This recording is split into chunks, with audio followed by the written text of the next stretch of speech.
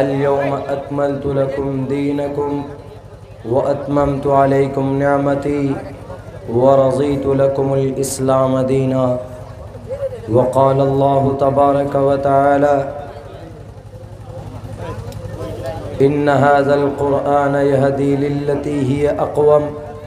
قال النبي صلى الله عليه وسلم: طلب العلم فريضة على كل مسلم. وقال النبي صلى الله عليه وسلم: انصر أخاك ظالما أو مظلوما. وقال النبي صلى الله عليه وسلم: لن تسعهم بأموالكم ولكن تسعهم بأخلاقكم.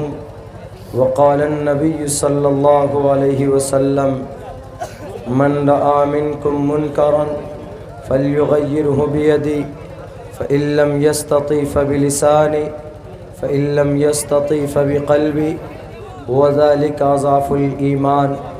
رواه المسلم. In the name of Allah, the most gracious, the most merciful.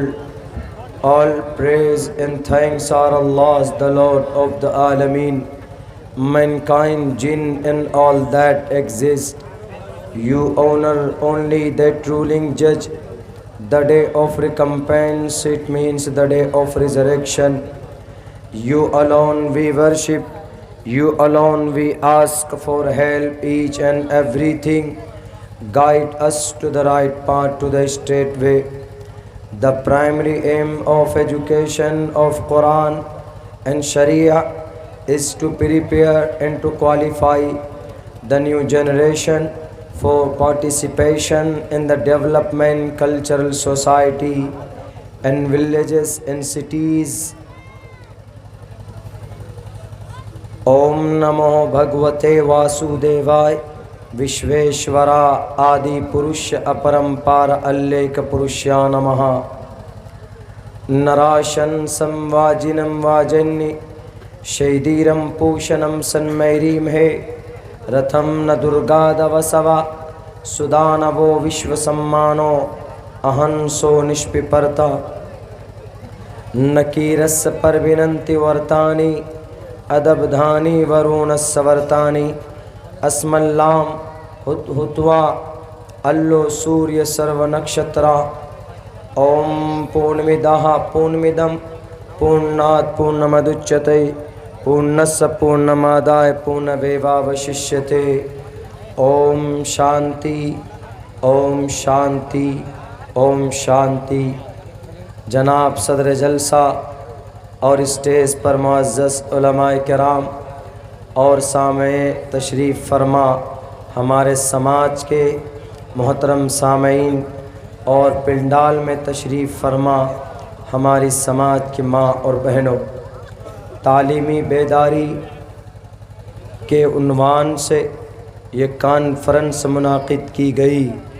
بہت پہلے یہ تاریخ طے کی گئی تھی آپ کے اس جلسے کی، آپ کے اس عنوان پر اس پروگرام کو منعقد کرنے کے لیے اراکین جلسہ کا اور ہمارے نوجوانوں کا کافی محنت اور انتھک کوشش کے بعد انہوں نے ایک خوبصورت سا پروگرام منعقد کیا۔ میرے بھائیوں، عنوان آپ کے جلسے کا بہت اچھا ہے، تعلیمی بیداری۔ یہ ایک ایسا عنوان ہے، اس پر صرف جلسہ یا کانفرنس نہیں ہونا چاہیے، بلکہ اور 2 قدم آگے بڑھ کر ہمیں اس عنوان پر تحریک قائم کرنی چاہیے، کیونکہ یہ ایک ایسا عنوان اور ٹاپک ہے کہ ہم کسی بھی باطل کا، کسی بھی فرقہ پرست طاقت کا ہم تیر تلوار سے، پروٹیسٹ، احتجاج کے ذریعے سے ہم ان کا مقابلہ تو نہیں کر سکتے، مگر یہ ایجوکیشن کا، تعلیم کا ایک ایسا میدان ہے، ایک ایسا ہتھیار ہے کہ ہم اس تعلیم کے ذریعے سے بہت آسانی سے، بہت ہی آسانی سے ہم باطل طاقت کا، ہم مقابلہ کر سکتے، ہم اپنے حق حقوق کو ہم لے سکتے، ہم اپنے سچا ہونے کو بھی ہم ثابت کر سکتے۔ مثال کے طور پر آپ مسلمان، آپ اسلام مذہب کو فالو کرتے، آپ کا اعتماد، آپ کا وشواس، آپ کا یقین ایک اللہ کی ذات پر ہے، اور آپ جس کتاب کو مانتے ہیں، جس کتاب کے مطابق آپ اپنی زندگی گزارنے کی کوشش کرتے ہیں، وہ ہے قرآن پاک، وہ ہے احادیث رسول۔ مگر دوسروں کو کیسے بتائیں گے کہ یہ بہتر کتاب ہے؟ ہم جس شریعت پر چل رہے ہیں وہ شریعت محمدی، ہم احادیث رسول، ہم ایک کلمہ لا الہ الا اللہ کو مانتے ہیں۔ آپ کے اندر جب تک جانکاری نہیں ہوگی، جب تک آپ اپنے قرآن کو نہیں جانیں گے، اپنی شریعت کو نہیں پہچانیں گے، تو you are that time helpless, you can't explain about your Quran and Sharia in front of any disbeliever, any pagans, any mushrik person۔ آپ کسی بھی انسان کے سامنے اپنے قرآن کو، اپنی شریعت کو اور اپنے اسلام کے نظام کو، اللہ کی وحدانیت کو، محمد الرسول اللہ صلی اللہ علیہ وسلم کے آخری ہونے کو آپ ان کے سامنے آپ کلیریفائی نہیں کر پائیں۔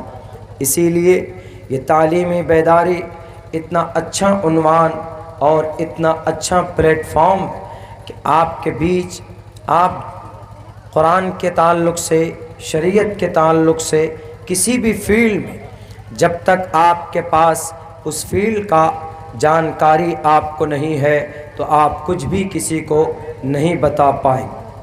آدمی کسی بھی فیلڈ میں سکسیس جبھی ہوتا ہے جب اس کو اس فیلڈ کے بارے میں جانکاری حاصل ہو۔ میرے نوجوان ہیں یہاں پر، بڑا طبقہ نوجوانوں کا ہے، اگر انہیں پکچر دیکھنا ہو، انہیں فلم دیکھنا ہو، تو جب تک وہ، میں یہ مثال اس لیے دے رہا ہوں تاکہ ان کو بڑی آسانی سے بات سمجھ میں آئے۔ اگر کوئی نوجوان ہے وہ فلم دیکھنا چاہتا ہے، وہ نئی فلم ریلیز ہوئی ہے، جمعے کے دن ریلیز ہوتی ہے فلم آپ کے بھارت میں، کیوں ریلیز ہوتی ہے جمعے کے دن؟ سنڈے کو بھی فلم ریلیز ہو سکتی، سنڈے اتوار کے دن، اس دن تو چھٹیاں ہوتی، مگر اس دن پکچر ریلیز نہیں کی جاتی، جمعے کے دن کی جاتی۔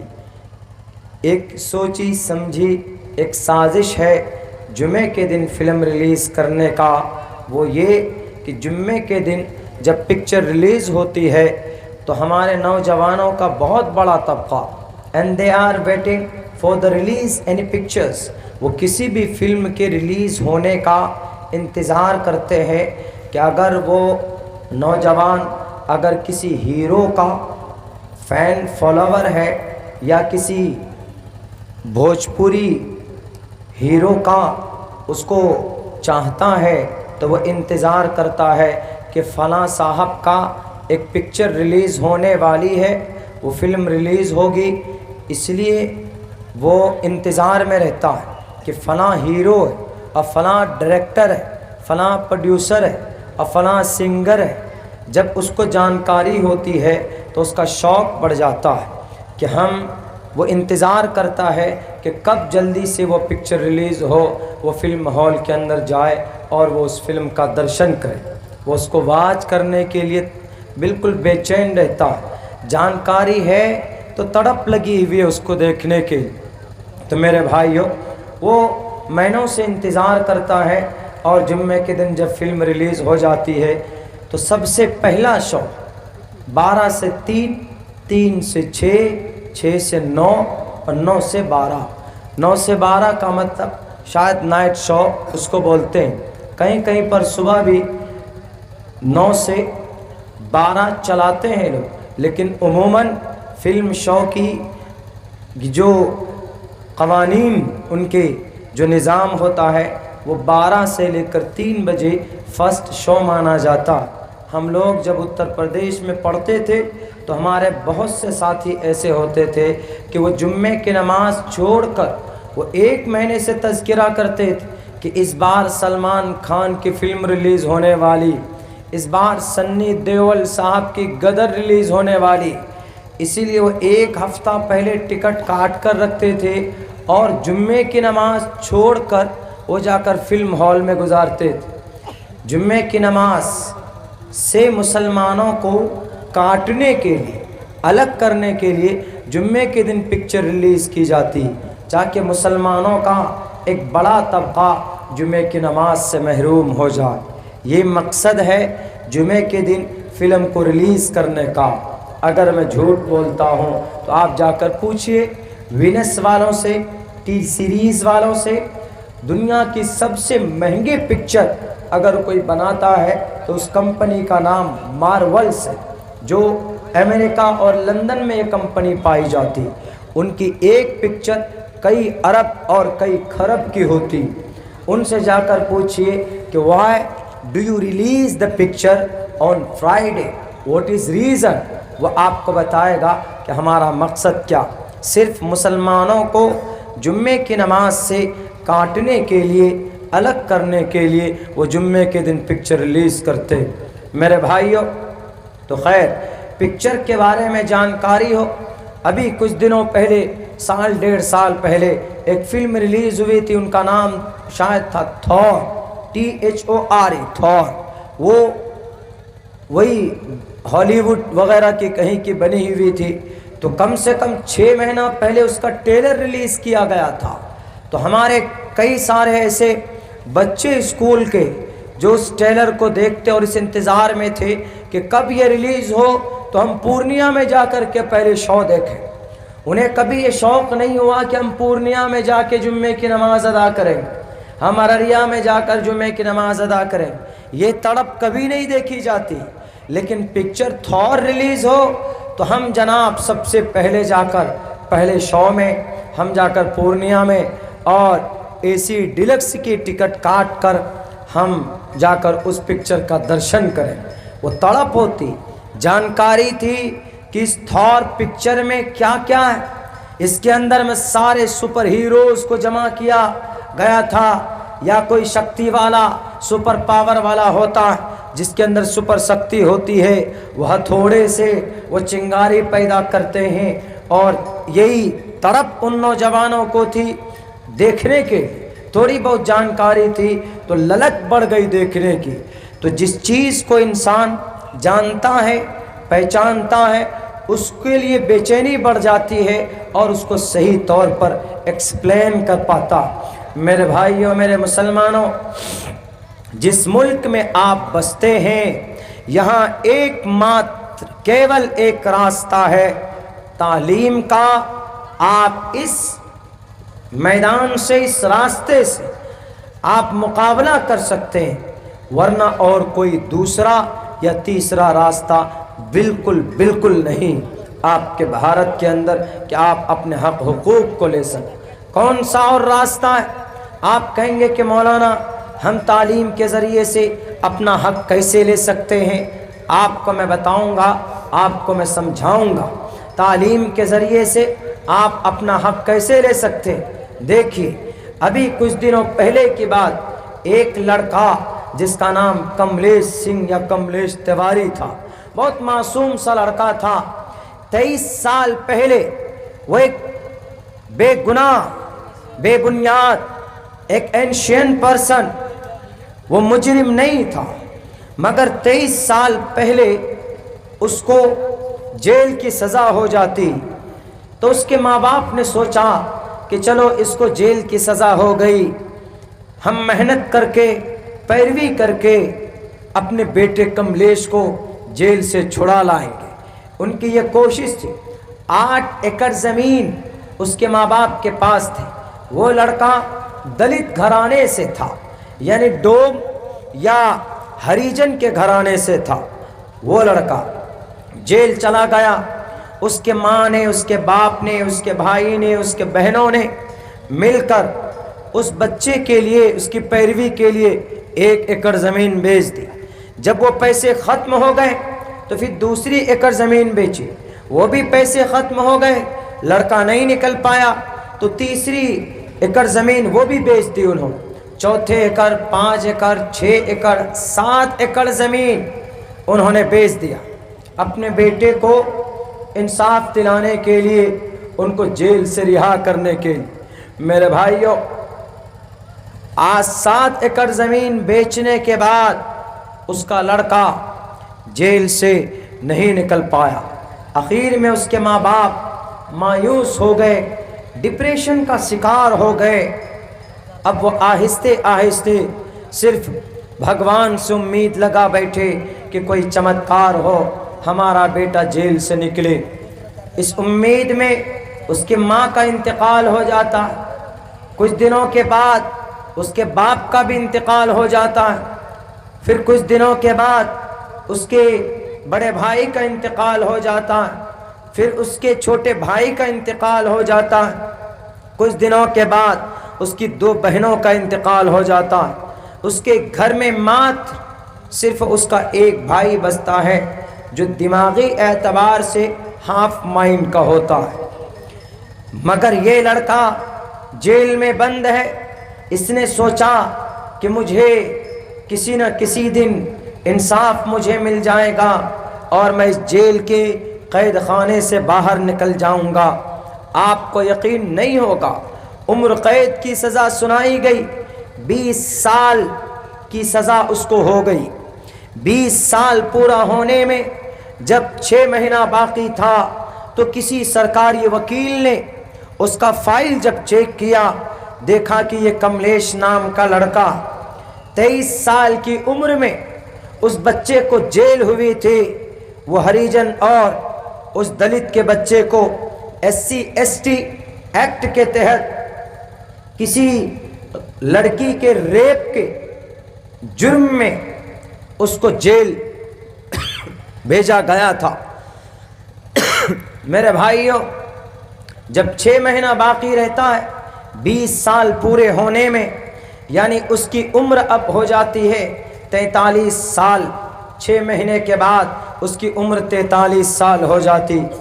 وہ لڑکا 6 مہینہ جب پورا ہونے والا تھا، ایک وکیل صاحب نے کہا کہ کملیش، تم کو میں دوبارہ سے تمہارا کیس اوپن کرنا چاہتا ہوں اور تمہارے انصاف، میں تمہیں انصاف دلانا چاہتا ہوں۔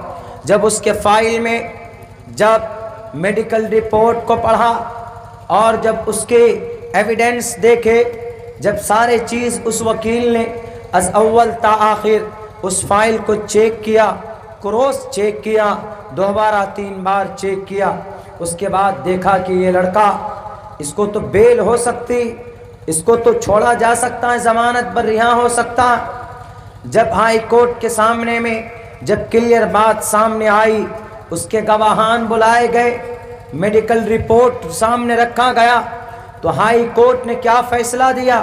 ہائی کورٹ نے کہا، اے کملیش، آج یہ ہائی کورٹ، آج بھارت کی جوڈیشری آج شرمندہ ہے۔ جو غلطی ہو گئی جوڈیشری سے، جو غلطی ہوئی کورٹ سے، جو غلطی ہوئی ججز سے، ہم آج ان کی طرف سے معافی مانگتے ہیں۔ تو کملیش نے پوچھا کہ آخر کیا غلطی ہو گئی؟ مجھے جو 20 سال کی سزا دی گئی، کیوں معافی مانگ رہے ہیں جج لوگ؟ اور ہائی کورٹ کیوں معافی مانگ رہا ہے؟ وکیل لوگ کیوں ہم سے معافی مانگ رہے ہیں؟ What is reason? وجہ کیا ہے؟ میں جاننا چاہتا ہوں۔ I want to know about that, ہم اس کے بارے میں جاننا چاہتا ہوں۔ Please tell me what was happening around us, around me, میرے پیٹھ پیچھے کیا کیا چل رہا تھا، مجھے ذرا بتاؤ۔ تو پتہ ہائی کورٹ نے کیا کہا؟ ہائی کورٹ نے کہا کہ کملیش، تمہیں جس گناہ کی سزا دی جا رہی تھی، جس جرم میں تمہیں جیل میں ڈالا گیا، 20 سال کے لیے عمر قید کی تمہیں جو سزا سنائی گئی، حقیقت میں تم نے یہ گناہ کیا ہی نہیں تھا، تم تو بالکل معصوم تھے، گناہ تو کسی اور نے کیا تھا، مجرم کوئی اور تھا، لیکن اپنی شاطرانہ چال کی وجہ سے تم معصوم کو پھنسا دیا گیا، اور جو مجرم تھا وہ آج بھی باہر گھوم رہا۔ میرے بھائیوں، تو وہ رونے لگا. وہ کہہ رہا تھا کہ سر میں جانتا ہوں اس بات، میں نے چیخ چیخ کر بھی کہی عدالت کے سامنے. اب سے 20 سال پہلے میں نے بات رکھی تھی کہ سر مجھے جیل مت بھیجیے، میں معصوم ہوں، میں نردوش ہوں، میں نے کوئی جرم نہیں کیا، میں نے کسی لڑکی کا ریپ نہیں کیا، میں تو جانتا تک نہیں اس لڑکی کو، اور میرے گھر سے اس کا یا مجھ سے اس کا کوئی ریلیٹیو ریلیشن نہیں ہے. آپ کال لاگ چیک کر لیجئے، آپ لنک ڈھونڈ لیجئے، اس لڑکی سے ہمارا کوئی رشتہ نہیں. مگر پھر بھی جوڈیشری نے، کورٹ نے اور کرپٹ لوگوں نے جو رشوت کی تھیلیاں دے دے کر ان کے ایمان عقیدے ضمیر بگاڑ دیے گئے، اور ان کے غلط بیانے کی وجہ سے میری پوری زندگی تباہ و برباد ہو گئی. میں اس بات کو جانتا ہوں، لیکن بتا دو ہائی کورٹ، کیا تمہارے غلط فیصلے کی وجہ سے میرے جو 20 سال کی زندگی تباہ ہوئی ہے، تم ان ہماری زندگی کو لا سکتے ہو؟ میرے ان ایام کو لا سکتے ہو؟ میرے ماتھے پر جو ریپسٹ کا کلنک لگا ہے، میں جو بدنام ہوا ہوں، کیا اس تم دھبے کو، اس الزام کو دھو سکتے ہو؟ ہے؟ بتاؤ ذرا، لاؤ کلیئر کرو لوگوں کے سامنے میں. میری ماں مر گئی، میری ماں واپس دلا سکتے ہو؟ میرے باپ مر گیا، اس کو واپس لا سکتے ہو؟ میری 2 بہنوں کی موت ہو گئی، اس کو لا سکتے ہو ہماری زندگی میں؟ میرے 2 بھائی مر گئے، کیا ان کو لا سکتے ہو؟ میرے گھر میں صرف ایک فرد بچا، میرا بڑا بھائی جو ہاف مائنڈ، وہ بھی شاید اس لیے بچ گیا کہ وہ مکمل طور پر وہ میرے غم میں شریک نہیں ہو پایا تھا ہاف مائنڈ کی وجہ سے. بتاؤ ہائی کورٹ، لوٹا سکتے ہو میری ان دنوں کو؟ مجھے 23-20 سال پیچھے میری زندگی کی شروعات کرا سکتے ہو؟ نہیں کرا سکتے نا. صرف کہہ دیا کہ we are very sorry from the bottom of our heart, ہم دل سے، دل کی گہرائی سے ہمیں افسوس ہم اظہار کر رہے ہیں، ہم معافی مانگتے ہیں. تمہارے معافی مانگنے سے ہماری زندگی کے اندر تبدیلی نہیں آئے گی. پتہ ہے غلطی کیا ہوئی تھی؟ صرف ایک غلطی کی وجہ سے اس نوجوان کو 20 سال کی قید ما مشقت کی سزا سنائی گئی. میں اس چیز کو بتانا چاہتا ہوں، آدمی جب ایجوکیٹڈ نہ ہو، آدمی جب جاہل ہوتا ہے تو اس کا حق بھی اس سے سلب کر لیا جاتا. اس لڑکے سے کیا غلطی ہوئی تھی؟ اس لڑکے سے یہ غلطی ہوئی تھی، جب پولیس اس کو پکڑ کر لے کر گئی، جب اس کو ٹارچر کیا، جب اقبالیہ بیان اس سے دیا جا رہا تھا، تو وہ جو پیپر لکھا ہوا تھا تو اس میں کہا پولیس والوں نے کہ اس میں تم سگنیچر کرو. تو اس لڑکے نے یہ کہا کہ I don't know to sign, ہم سگنیچر کرنا نہیں جانتے، ہم پڑھے لکھے نہیں، ہم ABCD بھی نہیں جانتے، کاکھا بھی نہیں جانتے، الف با تا سا بھی نہیں جانتے، ہم نہیں جانتے سگنیچر کرنا.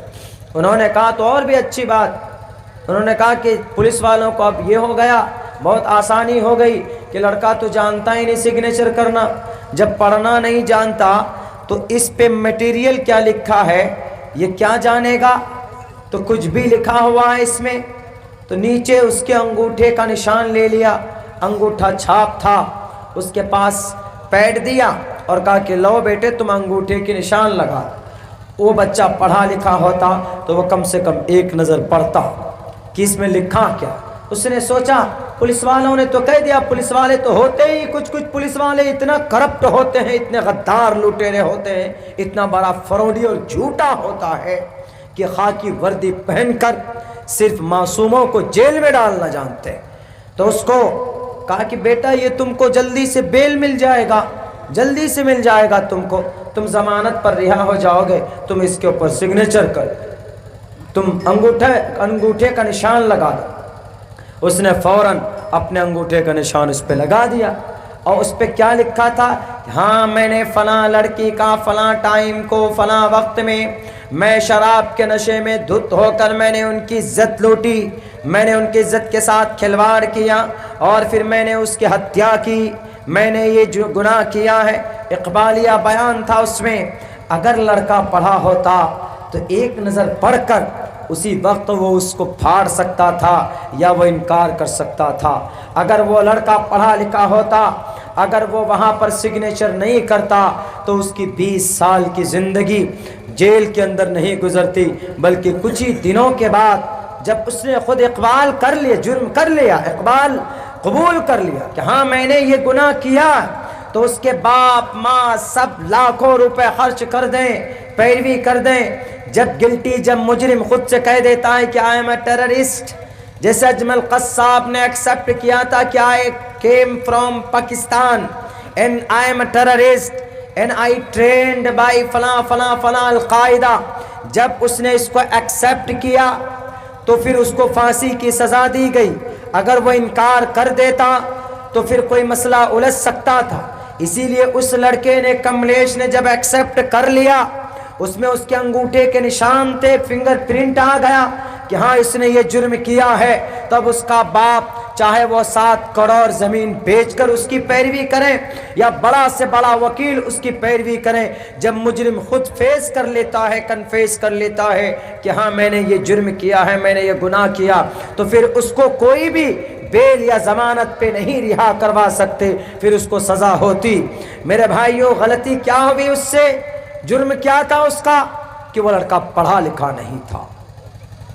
میرے کیف نکلا جیل سے باہر، اس کو 6 مہینہ پہلے ہی جیل سے باہر نکالا گیا، اس کو اپنے گاؤں کا راستہ معلوم نہیں تھا، کسی طریقے سے میڈیا والے نے اس کو اس کے گاؤں تک پہنچایا، دیکھا اس کا گھر کا نقشہ بدل چکا تھا، اس کا بڑا بھائی بستر پہ پڑا ہوا تھا، یعنی ایک ان پڑھ جہالت، ایک سگنیچر کی وجہ سے پوری فیملی تباہ ہو گئی۔ اسی لیے میں کہہ رہا ہوں میرے بھائیوں، باطل طاقت سے مقابلے کے لیے، اپنی شریعت کو بچانے کے لیے، اپنے قرآن و سنت کو حق لوگوں کے سامنے میں دکھانے کے لیے ہمیں اور آپ کو ضروری ہے کہ جہاں ہم دنیاوی تعلیم سے آراستہ پیراستہ ہوتے ہیں، وہیں پر ہمیں اپنے قرآن کی تعلیمات، اپنے شریعت کی تعلیمات اپنے بچوں کو دلانا نہایت ہی ضروری۔ اگر آپ تعلیم یافتہ نہیں، اگر آپ پڑھے لکھے نہیں، کوئی بھی آپ کو بیچ سکتا، کوئی بھی آپ کے قرآن پر اعتراض کر سکتا، کوئی بھی محمد الرسول اللہ کی ذات پر ٹپڑی کر سکتا، کوئی بھی غلط بیانی کر سکتا۔ کیا ہے ابھی قریب کے زمانے میں بہت بڑے بڑے ایسے فتنہ پرست لوگ ہیں، بہت بڑے ایسے سادھو سنت ہیں جنہوں نے اعتراض کیا، ایلیگیشن لگایا محمد الرسول اللہ کی ذات پر، جہاد کے نام پر لگایا، آپ کے قرآن کریم کی آیتوں کو نکالنے کی بات کی گئی، آپ کے بھارت کے اندر جو آپ کی تاریخ ہے اس کو بدنام کرنے کی، بدنام غلط طریقے سے پیش کرنے کی بات کی گئی۔ آپ کیسے ان کا مقابلہ کرو گے؟ نرسمہانند سرسوتی جی نے آپ کے نبی پر، آپ کے محمد پر الزامات لگائے، آپ کیسے جواب دو گے بتاؤ؟ وہ تو ٹی وی کے منچ پہ بیٹھ کر، وہ تو میڈیا والوں کے سامنے بیٹھ کر یہ کانفرنس کرتا کہ بھارت کے اندر نہیں، دنیا کے اندر، پوری دنیا کا سب سے بڑا جہادی محمد تھے، اور انہوں نے ایسا ایسا کیا، انہوں نے اپنے جس کے یہاں نوکری کرتے تھے اس کا قتل کیا اور اس کے گھر کے اوپر قبضہ کیا اور اس کی بیوی کا دمن کیا۔ ان کا تو یہ کہنا، آپ کیسے جواب دیں گے؟ تو therefore at this time you should to educate, you will be educated، آپ کو اس وقت میں جانکار ہونا ضروری۔ اگر آپ جانکار ہیں تو آپ نرسمہانند سرسوتی جی کو کہو گے کہ سر آپ ہمارے نبی پر اعتراض مت کیجیے، ہمارے نبی کو جہادی مت بولیے، ہمارے نبی کو غلط مت کریے، ہمارے قرآن پر اعتراض مت کیجیے۔ کیوں؟ اس لیے کہ یہ قرآن یا نبی یا شریعت غلط نہیں ہے، اس میں کوئی بھی باتیں غلط نہیں لکھی گئی۔ اگر آپ کو لگتا کہ غلط ہے، بولو پڑھو کہاں پر غلط لکھا ہوا، کس جگہ پر لکھا ہوا۔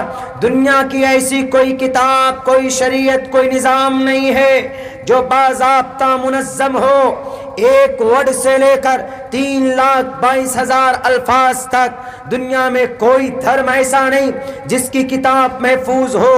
نرسمہانند سرسوتی جی، اگر آپ کو اعتراض ہے محمد الرسول اللہ پر، اگر آپ کو اعتراض ہے قرآن پر، اگر آپ کو اعتراض ہے جہاد پر، نوجوانوں کیسے جواب دو گے ان کا؟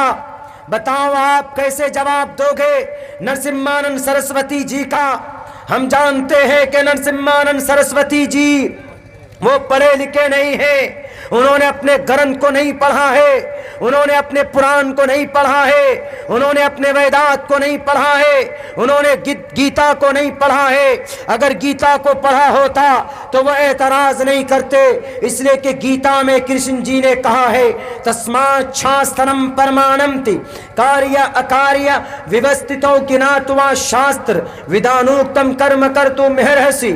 اے دنیا والو، اپنی طرف سے کوئی بکواس مت کرنا، اپنے گرو کے طرف سے اپنے نقلی خداؤں کو خوش کرنے کے لیے تم کبھی بھی اپنے گرنتھوں کو پسے پشت مت ڈالنا، بلکہ اپنے گرنتھوں کو کھول کر دیکھنا وہاں پر کیا پیغام لکھا۔ محمد الرسول اللہ کو جہادی کہنے والے نرسمہانند سرسوتی جی عبداللہ سالم کی طرف سے اوپن چیلنج ہے، آؤ میدان میں ہم آپ کو بتائیں گے۔ آپ کو اگر اعتراض ہو، ہم کہیں گے کہ قرآن دیکھو تو نرسمہانند جی بولیں گے کہ ہم قرآن کو تو مانتے نہیں مولانا عبداللہ۔ ہم کہیں گے آؤ حدیث دیکھو، وہ کہیں گے کہ مولانا ہم تو بخاری کو نہیں مانتے، ہم تو مسلم کو نہیں مانتے، ہم تو ابن ماجہ کو نہیں مانتے، ہم تو ترمذی کو نہیں مانتے، ہم تو ابو داؤد کو نہیں مانتے، ہم تو نسائی کو نہیں مانتے۔ How can I proof? ہم کیسے پروف کر سکتے ہیں؟ وہ کہے گا کہ these books are not able to believe on behalf of myself، ہماری طرف سے ان کتابوں کو ہم اوتھینٹک نہیں مانتے، وہ کہہ دے گا۔ تو کیسے جواب دو گے میرے بھائیوں؟ کیسے سمجھاؤ گے؟ آپ لاکھ کہو گے کہ بھئی ہمارے نبی کو غلط مت بولو، لقد کان لکم فی رسول اللہ اسوۃ حسنہ۔ محمد الرسول اللہ کی زندگی میں، ان کی شریعت میں ایک راستہ ہے، ایک پیغام ہے، ایک صحیح سسٹم۔ محمد کو کائنات کے تمام مخلوقات کے لیے رحمت للعالمین بنا کر بھیجا گیا۔ وما ارسلناک الا رحمت للعالمین، محمد الرسول اللہ کو اسلام کا پیغامبر کہا گیا۔ هو الذی ارسل رسول